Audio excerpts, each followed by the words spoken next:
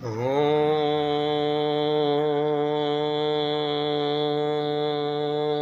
भूर्भुवः स्वः तत्सवितुर्वरेण्यं भर्गो देवस्य धीमहि धियो यो नः प्रचोदयात्।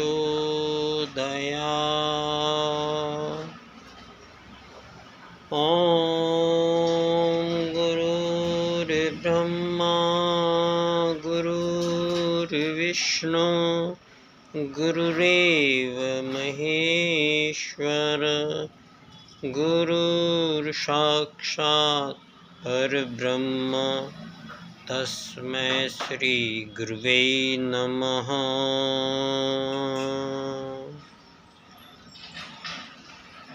परम पूज्य गुरुदेव परम वंदनीय माता जी विद्यमान हैं, नमन करता हूँ। दोस्तों, जीवन का आज 24 सितंबर का ये दिन है और 25 सितंबर का दिन मेरे लिए जीवन में सबसे ख़ास स्थान रखा है। एक अगर मेरी कोई जीवन में पूछेगा, मेरे जीवन में संपूर्ण जीवन काल में मेरे एक ही तारीख़ मेरी याद रहती है, जो हमेशा 24 घंटे मेरे दिमाग में, मेरे जहन में रहती है। वो है 25 सितंबर और एक है 11 फरवरी। ये दो तारीखें मेरे हमेशा जहन में रही हैं पिछले 25 साल में। और कई बार आज पहले अलग बात थी, लेकिन आजकल मैं अपनी जन्म तिथि भी इस जन्म की तिथि याद करता हूँ, तो कई बार मेरे उसमें भूल हो जाती है, मेरी याद नहीं आती मेरे जन्मदिन कौन सी तिथि को होता है। और इसके अलावा जो जीवन में सभी मानव याद रखते हैं, अब उनकी विवाह का दिन, बच्चों के जन्मदिन, ये सभी ग्रस्त सभी मानव अपनी ये तिथियां याद रखते हैं। लेकिन मेरे साथ कुछ इन दिन पहले याद होता होगा, लेकिन इन दिनों की जो मैं मनस्थिति मेरी चल रही है, वो मनस्थिति ये 2 तारीखों के इर्द गिर्द मेरे संपूर्ण जीवन की संपूर्ण समय जितना मेरे पास है, वो इन 2 तिथियों के इर्द गिर्द मेरा सिमट गया है। और इन 2 तिथियों की मैं प्रतीक्षा सारे वर्ष भर करता हूँ। और पिछले 25 साल से मेरा ये सौभाग्य है कि सबसे बड़ा सौभाग्य मेरा यही है इस जन्म में कि मुझे गुरुजी ने अपने शिष्यत्व बोध से मुझे अवगत कराया। और मैं गुरुजी के इस जन्म में आभारी धन्य रहूँगा, जिससे मेरा खुद का परिचय मुझसे मिल पाया। मेरा जो परिचय है, मेरा जीवन का जो परिचय है, मुझे अपने जीवन का परिचय मिल पाया, तो शांति बोध जो मुझे प्राप्त हुआ है, उसके बनस्पत ये दुनियादारी की जो समस्याएं आई हैं जीवन में मेरे, लौकिक तौर पर जो मेरी समस्याएं जीवन में भरी रही हैं, जीवन काल मेरा समस्याओं से, ये लौकिक समस्याएं आज मैं देखता हूँ तो मेरे लिए कोई मायने नहीं रखती हैं, कोई अर्थ नहीं है उन समस्याओं का जो मेरे जीवन में आई हैं। तो बड़ी बड़ी समस्याएं आई हैं, और सबसे बड़ी समस्या बोलेंगे तो जीवन साथी का छोड़कर चले जाना है। तो क्योंकि ये मानव को ये वरदान रहता है, जब तक जोड़ा रहता है तो वो सामर्थ्य और पावर उसमें दोनों की रहती है।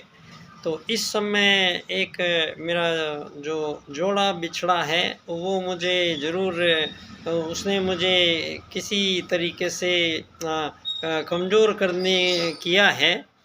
लेकिन ये मैं देखता हूँ कि ये सारी घटनाएं जो आने वाली होती हैं और जो घटनाएं आ रही हैं जीवन में, बिल्कुल एग्जैक्ट जैसे पूर्व से घटित हुई कोई घटनाएं आएंगी, उनमें हमें रोल प्ले करना है। कुछ ऐसा सिस्टम मुझे लगा है जीवन काल में। मेरे खुद के पर्सनल जीवन की जो अनुभूति है, फीलिंग है, मैं आप लोगों से यही शेयर करूँगा कि जो भी समय हमें मिला है वो गिन के मिला है, प्रत्येक सांस गिनती की मिली है, और ये जो सांस खर्च हो रही है ये जीवन का हमारा समाप्ति हमारी चल रही है।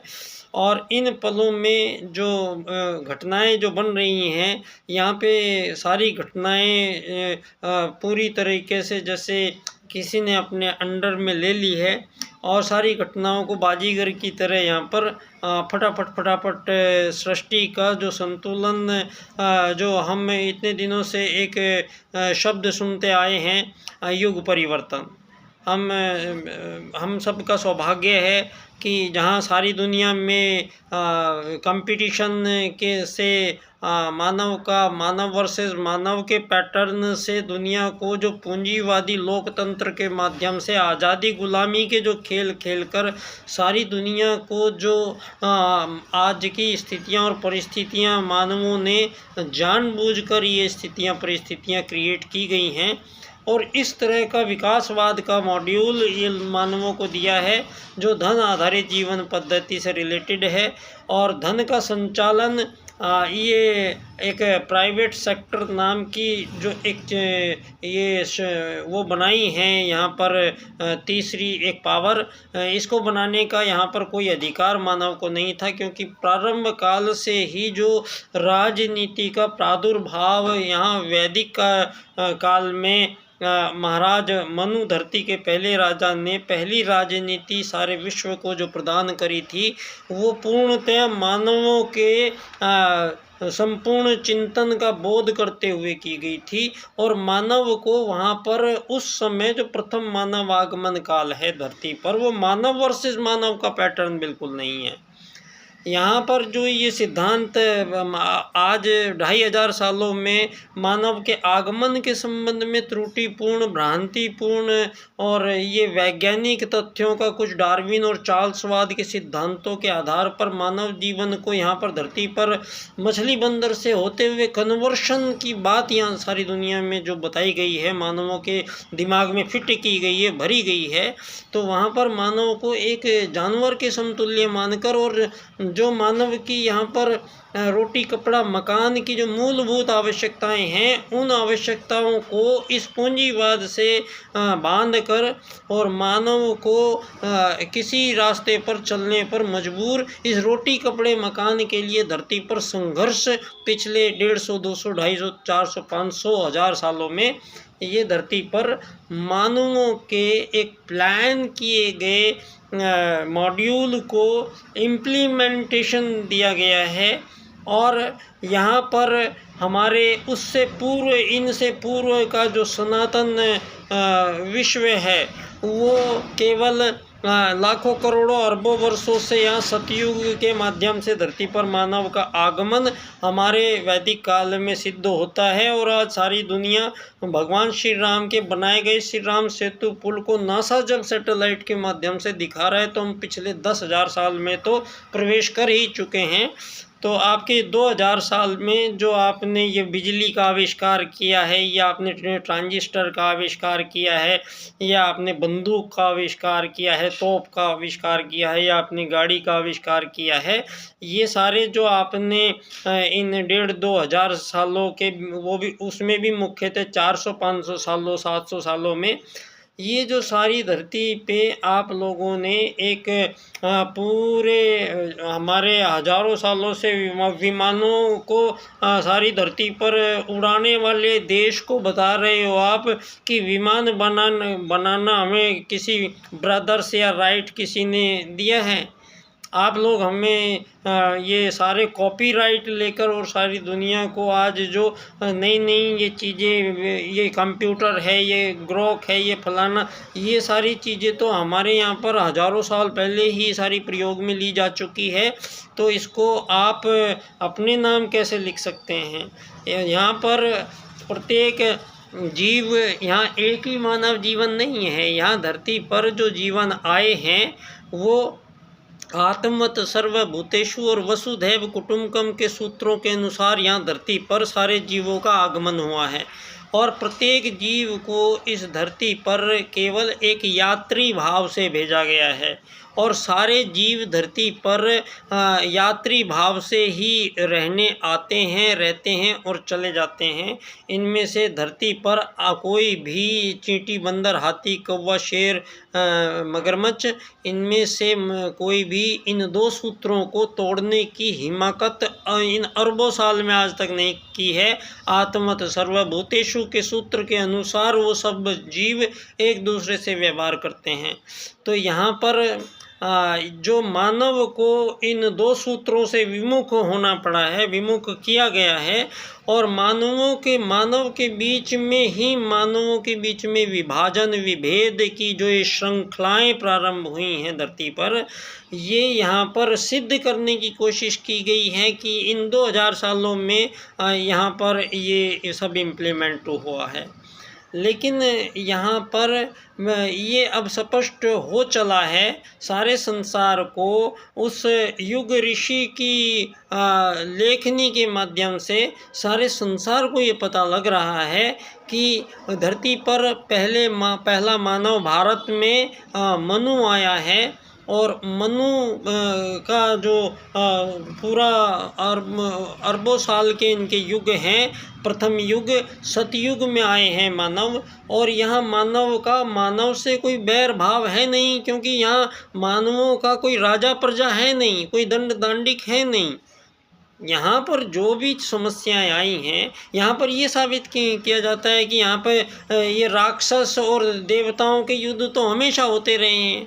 तो यहाँ पर ये साबित करने की कोशिश की जाती है कि इस धरती पर मानवों को युद्ध के अलावा कोई विकल्प ही नहीं है, यहाँ पर तो होता चला आया है। ऐसे साबित करने की कोशिश यहाँ पर ये जो की जा रही है धरती पर, ये आपको मैं सारी धरती के वासियों से निवेदन करना चाहता हूँ कि यहाँ पर सतयुग में मानव वर्सेस मानव के पैटर्न के अनुरूप मानव आगमन धरती पर नहीं हुआ है।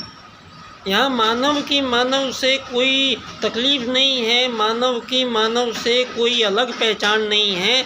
और ये बात यहाँ पर इस लाखों करोड़ों अरबों वर्षों के इस सतयुग में प्रारंभ काल मनु का जो पहला परिवार धरती पर आके और उसने मकान बनाकर रहना शुरू किया है, वो आर्य लोग कहलाए हैं। क्योंकि प्रथम आगमन काल में मानव को ये भली भांति ज्ञान है कि मैं हूँ कौन, मैं शरीर में तो हूँ, लेकिन वो स्वयं को एक आत्मा घोषित करता है।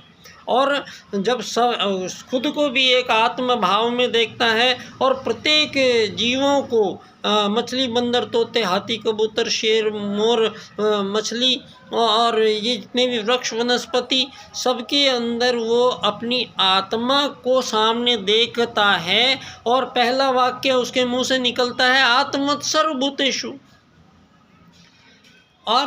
और दूसरा वाक्य निकलता है उसके लिए वसुधैव कुटुम्बकम। वो जहाँ जाता है उसको वहाँ पर वो जीव और वो सारी चीज़ दिखाई देती है, तो उनमें कोई भिन्नता का सवाल ही नहीं है। धरती पर ये जितनी भी कृत्रिम सीमा रेखाएं खींचकर मानव अपने आप को एक आज़ाद देश के जो बोर्ड लगा दिए गए हैं, ये एक ही प्रजाति के जीवों में ये संभव नहीं है कि एक प्रजाति का जीव आपस में कोई उनमें कैटेगरी बनाई जाए। सभी जीवों को आप चींटी को देख सकते हैं, मधुमक्खी को देख सकते हैं, सभी जीवों को देख सकते हैं। सभी जीव अपने आत्मवत् सर्वभूतेषु के अनुसार अपनी प्रजाति के जीवों में अपने अक्ष को देखकर वो व्यवहार जगत में करते हैं और अपना जीवन काल पूर्ण करते हैं। तो यहाँ अमीर बनेगा, ये गरीब बनेगा, ये मालिक बनेगा, ये नौकर बनेगा, ये पद्धति यहाँ सनातन पद्धति नहीं है। वेद में कोई धन के बारे में लिखा नहीं गया है। यहाँ पर ये बात हमें पता ना लग पाती शायद अगर हमारा युग ऋषि से परिचय ना होता।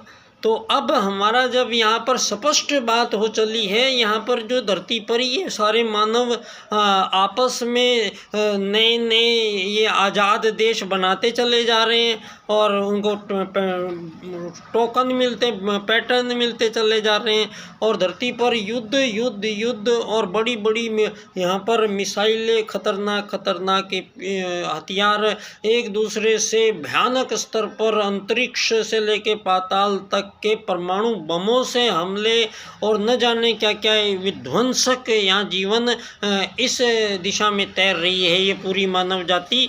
तो यहाँ ये सारी मानव जाति को अब यहाँ से आगे युग परिवर्तन है। तो युग परिवर्तन जो हो रहा है, युग परिवर्तन में ये हजारों सालों की जो मानव की गई गलतियां हैं, उन सारी गलतियों को यहाँ पर ठीक कर दिया गया है और नए युग के नया संविधान उस ऋषि सत्ता ने घोषित कर दिया है। 7 अरब लोग हैं, 7 अरब लोगों के लिए युग ऋषि सत्ता ने नए युग का नया संविधान घोषित हो चुका है और उसको घोषणा को पूर्ण करने के लिए जो राजनीतिक रूप से जो कार्य संपन्न होना था वो भी उनके यहाँ पर पूर्ण किया जा चुका है। और परम पूज्य गुरुदेव के प्रथम शिष्य पंडित दीनदयाल उपाध्याय जी, जिन्होंने उसी अखंड दीपक को साक्षी बनाते हुए और उन्होंने अखिल भारतीय जन संघ जब पार्टिज्म की ये जो थ्योरी पूरी दुनिया पर इम्प्लीमेंट जो की गई है, उसी समय दीनदयाल उपाध्याय जी ने इस पार्टिज्म को समझ लिया था और उस समय अपना जो ये इज्म है इसको उन्होंने संघ, अखिल भारतीय जन संघ नाम दिया गया है, जो दीनदयाल जी ने बनाया है। ये पार्टिज्म जो बनाया गया था वो 1 साल बाद में बनाया था। इसका पहला गठन दीनदयाल उपाध्याय जी ने उत्तर प्रदेश में किया था और उसके 1 साल बाद में इसको अखिल भारतीय जनसंघ पार्टी बनाया गया था। वो डॉक्टर श्यामा प्रसाद मुखर्जी को अध्यक्ष बनाया गया था, स्वयं उनको महामंत्री बनाया था, जो 21-22 साल तक महामंत्री रहते हुए एक ऐसा अदना सा साधक परम पूज्य गुरुदेव का और वो सारे विश्व की राजनीति का नए सिरे से पुनर्निर्धारण अपने दिए गए 4 राजनीतिक सूत्रों में प्रस्तुत करके चले गए हैं। अफसोस की ये बातें हैं कि इन राजनीतिक सूत्रों का अभी तक कोई चर्चा न राजनीतिक रूप से हो पा रही है और न कोई धार्मिक रूप से आत्मत सर्वभूतेषु के सूत्र का जो इम्प्लीमेंट पंडित दीनदयाल उपाध्याय जी ने विश्व राजनीति को 4 प्रमुख सूत्र दिए हैं। उनमें से प्रमुख राजनीतिक सूत्र है एकात्म मानववाद। तो यहाँ मानव की पहचान प्रस्तुत की गई है सारे संसार में, जिस पहचान के लिए हिंदू मुस्लिम सिख ईसाई जैन पारसी बौद्ध यहूदी बनकर सारी दुनिया में मानव वर्सेस मानव के पैटर्न पर जो कत्लेआम चल रहा है, जो युद्ध चल रहे हैं धरती पर, इन सब का समापन करने का जो यहाँ राजनीतिक पुरुषार्थ हुआ है, मैं उस राजनीतिक पुरुषार्थ की बात मैं आपसे करता हूं। और कल पंडित दीनदयाल उपाध्याय जी का जन्म दिवस है। उनकी जन्म स्थली धानक्या स्टेशन जयपुर राजस्थान पे प्रातः काल से ही गायत्री जप से ही हमारा कार्यक्रम मैं वहां पर प्रारंभ करूंगा और कुछ कार्यक्रम इस बार हमें विस्तार रूप देना था, वो इस बार नहीं दे पाए और मैं अपना जो व्याख्यान है वो व्याख्यान में प्रस्तुत करूँगा।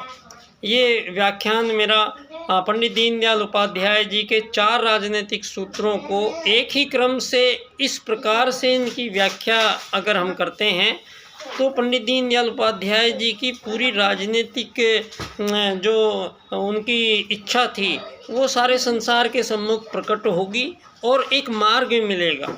एक सारे संसार को एक ऐसा मार्ग दिख रहा है जिस मार्ग पर चलकर हम सारी मानव जाति के बीच से तमाम प्रकार के युद्ध, वध, शोषण, हत्याओं का जो ये सिलसिला चल रहा है हजारों सालों का, इसको यहाँ समाप्त करते हैं।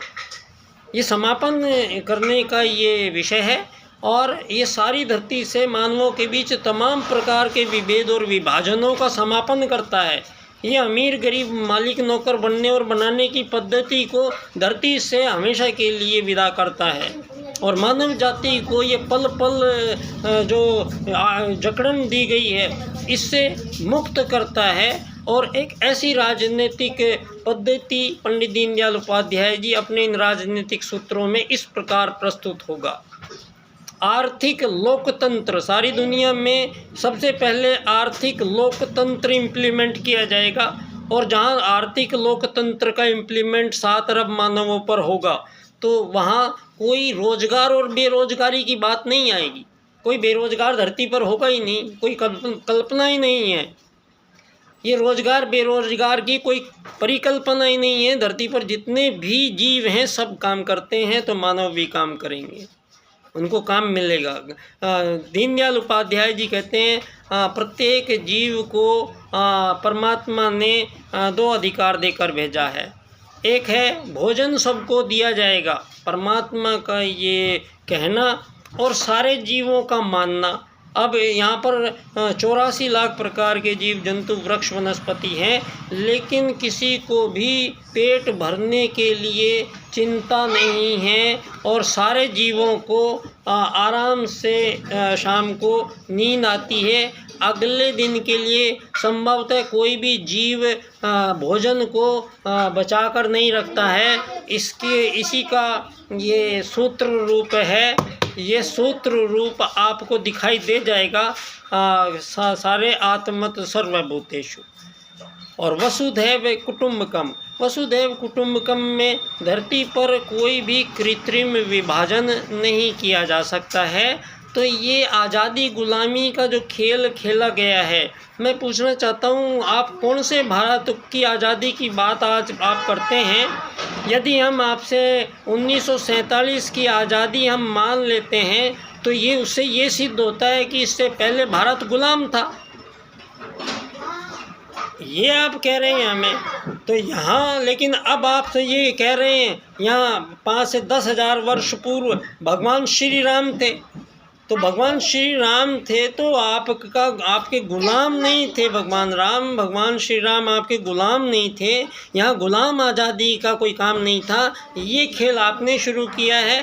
तो आप हमें आज़ादी के सर्टिफिकेट देने वाले आपको अधिकार ही नहीं है, क्योंकि आपसे 10,000 साल पहले तो हम बैठे हैं यहाँ पे।